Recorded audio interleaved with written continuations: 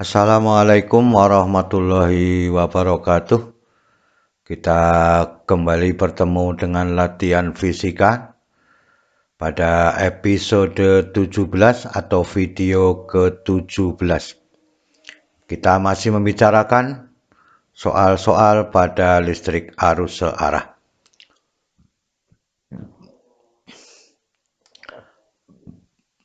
Semoga kita selalu diberikan nikmat kesehatan dan juga keluarga kita, sehingga kita dapat beraktivitas seperti biasanya. Dan semoga paparan video ini dapat membantu dan mempermudah belajar, sehingga dapat menyelesaikan persoalan pada listrik arus searah. Kita lihat pada soal nomor 1. Ketel listrik atau periuk listrik mampu mendidihkan 3 liter air dengan suhu awal adalah 20 derajat Celcius selama 10 menit. Jika tegangan yang diberikan 220 volt, berapakah daya yang dikonsumsikan dalam satuan watt? Inilah yang diinginkan, ya. Maka dengan demikian, ya, inilah keseluruhan yang diketahui, ya, bahwa 3 liter itu sama dengan 3 kilogram. Maka dengan demikian, ya, inilah bahwa usaha berbanding lurus dengan panas yang diterima oleh air. Maka dengan demikian, ya, bahwa P kali T harus sebanding dengan MC dikalikan T2 dikurangi T1. Maka inilah persamaan yang diinginkan, sehingga P-nya sama dengan, ini dimasukkan angkanya, baru dibagi dengan waktunya.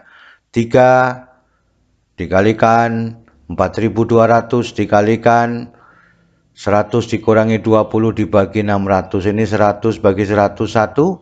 Ini adalah 42 bagi 6 adalah 7. Maka ini 21 dikalikan 80. Maka ketemunya adalah 1680 watt. Jadi perhitungan ini, ya, baru dibagi dengan 7, dikalikan semuanya tadinya. Karena memang sudah dibagi dari 42 dibagi 6 adalah 7, maka adalah 21 dikalikan 8, kan itu. Ya. Maka dengan demikian itulah yang diinginkan pada soal yang nomor 1, ya, bahwa menemukan jawaban B. Pada soal nomor 2, maka dengan demikian alat pemanas celup yang digunakan untuk mendidihkan sejumlah air. Dengan ketentuan alat itu adalah 200 watt 220 volt, tetapi kemudian dipasang pada 110 volt.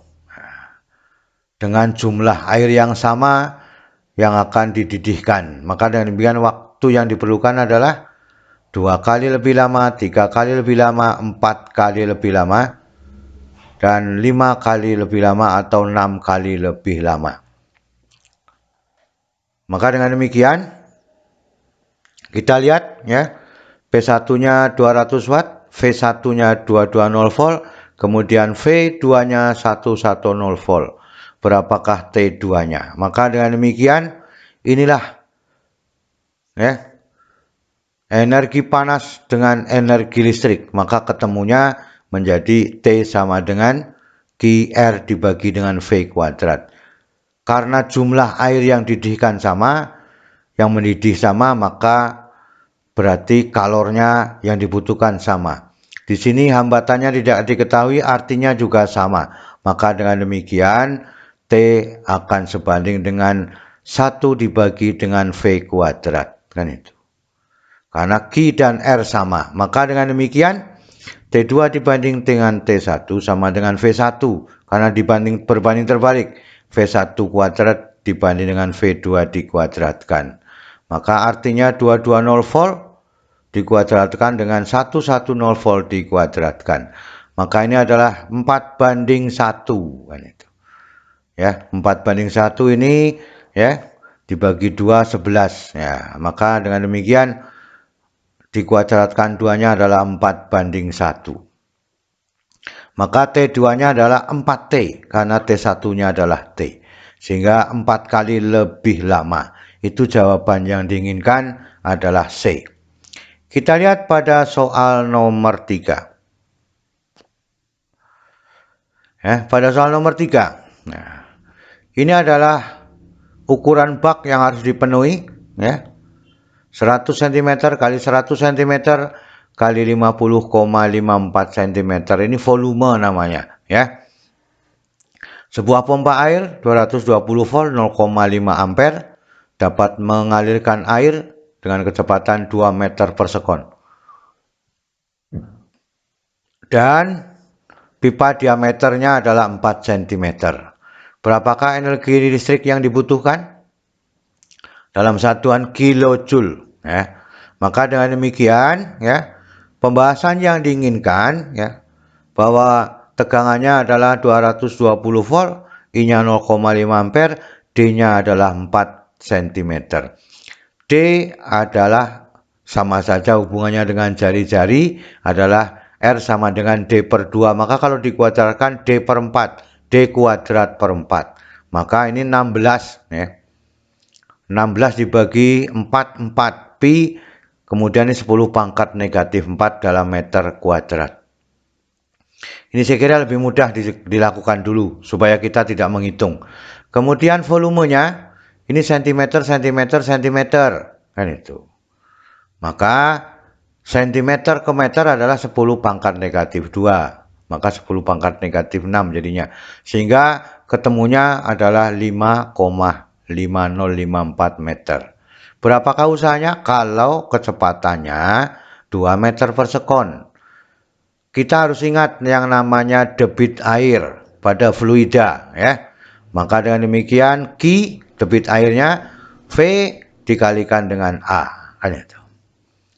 Atau volume dibagi dengan waktu. Namanya kecepatan volume. Maka dengan demikian, hubungannya adalah T sama dengan volume dibagi kecepatan dikalikan luas penampangnya. Maka dengan demikian itu yang diinginkan. Ini berguna pada energi listrik. Karena energi listrik itu berhubungan dengan waktu. Maka energi listriknya adalah W sama dengan V kali I dikalikan dengan T. Maka dengan demikian T-nya diganti volume dibagi V dikalikan dengan A. Inilah hubungannya. Karena berlaku hukum kekekalan energi, maka ini boleh dilakukan. Kita masukkan angkanya, 220 dikalikan setengah, 0,5054 dibagi 2 kali 4P kali 10 pangkat negatif 4. Kalau ini naik ke atas, maka dikalikan 10.000, maka 5.054. Ini 110, ini 8P. Maka 5.054 dibagi 8Pi dikalikan 110. Kalikan dengan 3,14, maka ketemunya adalah 22.131 Joule atau 22 kilojoule. Maka ini dibulatkan dulu, baru diambil bahwa ini menjadi 22.000. Maka menjadi 22 kilojoule. Kalau dilakukan demikian, sehingga jawabannya yang D. Itulah yang diinginkan pada soal nomor 3. Pahami persamaannya, ingat kembali debit air, maka waktu yang dibutuhkan adalah sama dengan yang dibutuhkan oleh energi listrik. Itu namanya hukum kekekalan energinya.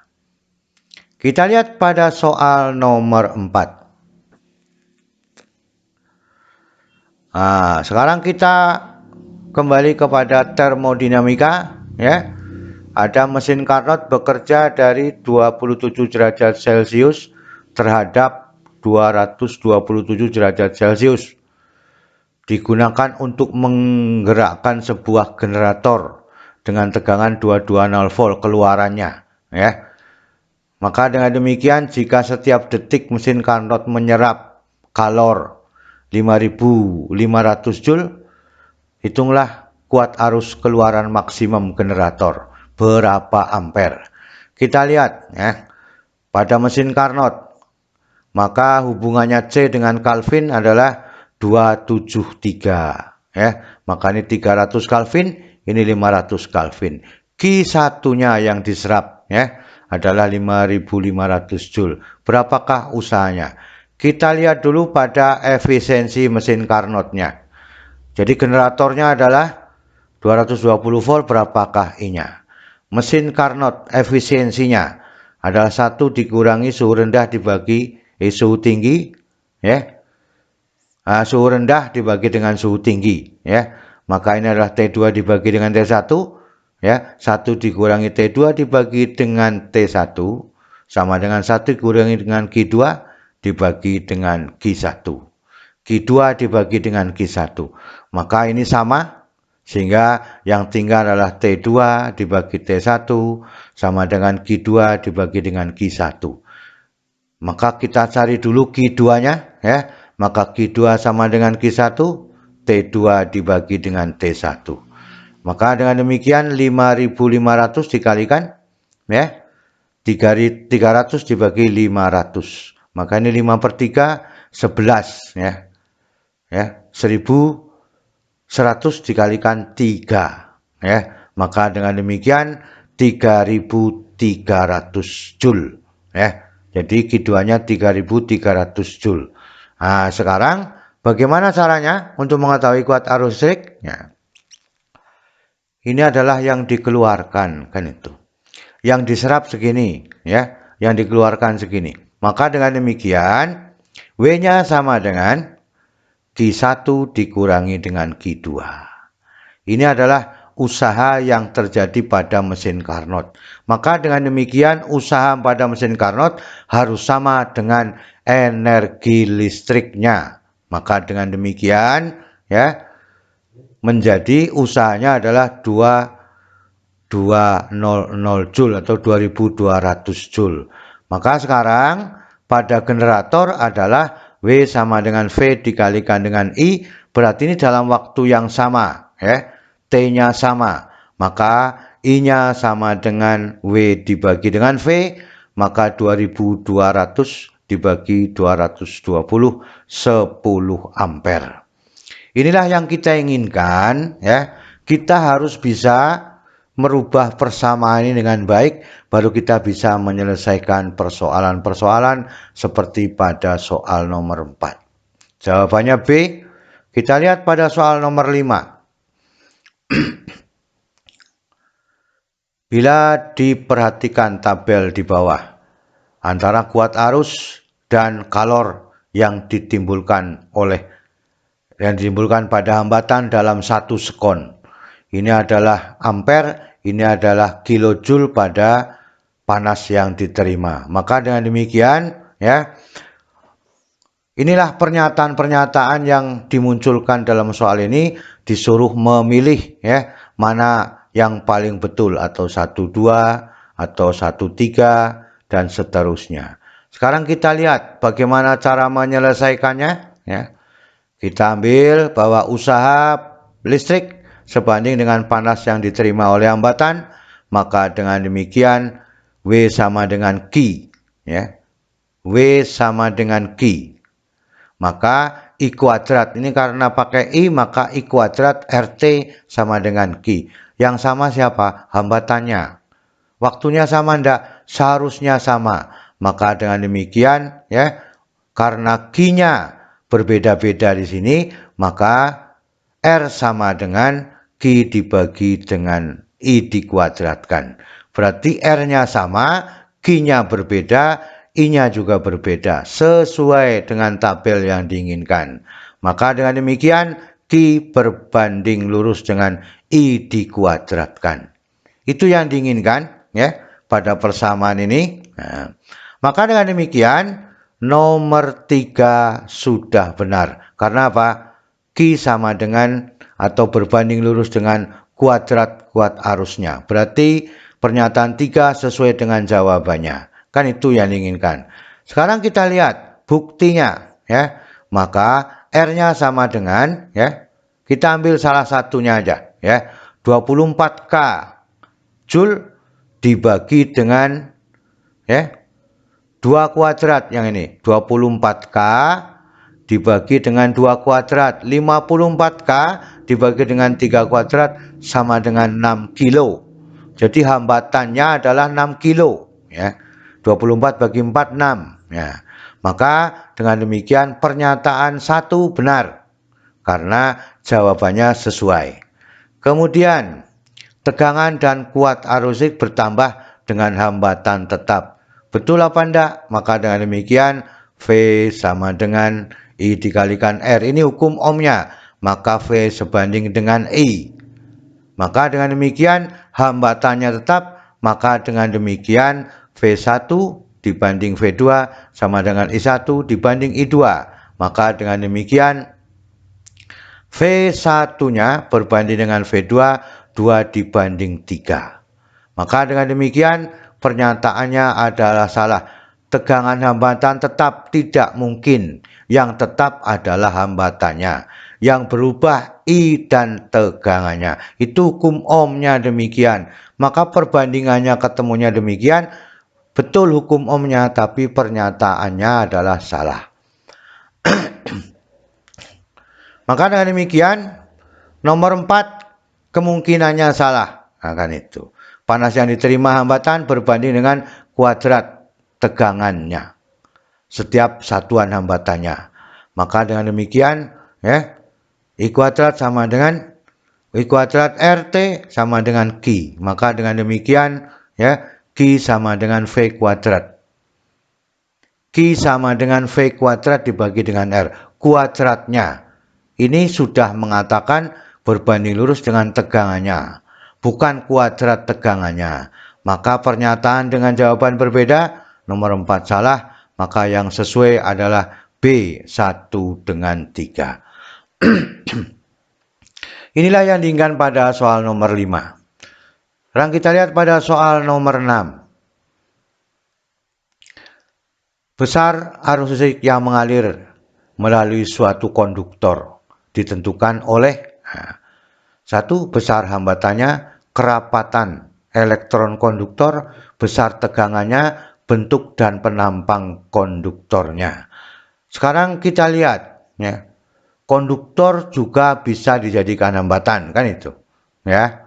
Konduktor bisa dijadikan hambatan, maka hukum ohmnya adalah I sama dengan V dibagi dengan R.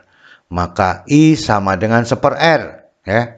Maka besarnya kuat arus adalah berbanding terbalik dengan 1/R-nya. Maka nomor 1 adalah benar adanya sesuai dengan pernyataan yang diambil. Kemudian yang nomor 2, I sebanding dengan V. Maka dengan demikian ya, nomor 3 juga benar, besarnya tegangan rangkaian. Jadi nomor 3 sesuai ya, pernyataannya dengan jawabannya. Kita lihat pada hukum kedua Kirchhoff ya. Maka I sama dengan E dibagi dengan R. Ini merupakan GGL. GGL induksi. Maka bisa dikatakan sebagai kuat medan listrik ya. Maka tau dibagi dengan R ya, dikalikan epsilon 0 dikalikan dengan A. Ini ada rumus dari kuat medan listrik. Maka dengan demikian ya, persoalannya adalah I sebanding dengan tau, kerapatan elektron, kerapatan muatan ya. Muatan adalah berhubungan dengan arus listriknya. Maka dengan demikian pernyataan pada nomor 2 juga benar. Sekarang bentuk penampangnya ya. Hambatan berbanding terbalik dengan hambatan jenisnya dan panjang hambatan, panjang penghantar dan terbalik dengan luas penampangannya. Luas penampang ya. Maka R sama dengan rho L dibagi dengan A bukan bentuk penampang tetapi luas dari hambatannya, penampang hambatannya. Maka dengan demikian pernyataan yang keempat tidak sesuai dengan jawaban yang diinginkan, sehingga yang sesuai adalah 1, 2, dan 3 atau jawabannya yang A. Maka kita lihat pada soal nomor 7. Nah, pada soal nomor 7. Nah, ini adalah gambar yang disediakan. E1-nya 12 volt ya. Kemudian R1-nya 0,2 ohm, E2-nya adalah 6 volt ya. R2-nya adalah mehambat dalam tegangan 0,3 ohm. R1-nya 3 ohm, R2-nya 2,5. Ya. Sekarang kita teliti dari 4 pernyataan ini mana yang sesuai. Kuat arus yang mengalir pada rangkaian, ya, maka kita ambil ya. Dari mana kita ambilnya? Ya. Kita ambil dari mana? Dari ini ketemu negatif, ini adalah ketemu positif. Maka dengan demikian pakai persamaan ini juga boleh ya. Maka ini menjadi negatif 6. Ya. Ini adalah negatif 6, ini adalah 12. Nah, maka persamaan ini boleh dilakukan, yang penting diganti ya. Negatif 6 ditambah 12, 3 ditambah 2,5 ditambah 0,2 ditambah 0,3 ini 0,5, maka ini adalah 3 ditambah 3 adalah 6. Maka dengan demikian I-nya adalah 1 ampere. Jadi nomor 1 benar. Jawaban dengan pernyataan sesuai ya. Kalau kita mengambil searah jarum jam juga sama demikian. Kemudian kita lihat pada tegangan AB. Tegangan AB, maka dengan demikian VAB adalah negatif dari A ke sana ya ke B, maka negatif E1 ditambah I dikalikan R1. Maka dengan demikian negatif 12 ditambah I dikalikan 0,2 ya. Maka dengan demikian ketemunya adalah negatif 11,8. Karena ini ketemu negatif sehingga seharusnya ketemunya positif dulu ya. 11 dikurangi kan itu. Nah, maka sama saja negatif 11,8 volt. Jadi pernyataan 2 benar. Sekarang kita lihat pada BC tegangannya. BC ini positif ya. Ini adalah berarti ditambah juga sama saja. Maka dengan demikian searah jarum jam sehingga 6 ditambahkan 1 dikalikan 0,3 maka ketemunya adalah 6,3 ya. 1 kali 0,3 maka ditambah 6 6,3 volt. Maka adalah jawabannya sesuai dengan pernyataan sehingga nomor 3 benar. Maka dengan demikian kita lihat pada tegangan AD ini ya, tegangan AD. Maka dengan demikian hukum ohmnya adalah negatif I ya, AD ya. Seharusnya DA, maka negatif I dikalikan dengan R, maka negatif 1 dikalikan 3 adalah negatif 3 volt. Jadi pernyataan dengan jawabannya adalah benar, sehingga jawabannya adalah E 1, 2, 3, dan 4 benar. Maka dengan demikian inilah keseluruhan ya dari soal 1 sampai soal nomor 7. Semoga kita menemukan efektif cara mengerjakannya sehingga cepat selesai ya, sesuai dengan target waktu yang diinginkan ya. Selalu semangat belajar, itulah yang kita inginkan. Semoga fisika menjadi lebih mudah. Terima kasih. Wassalamualaikum warahmatullahi wabarakatuh.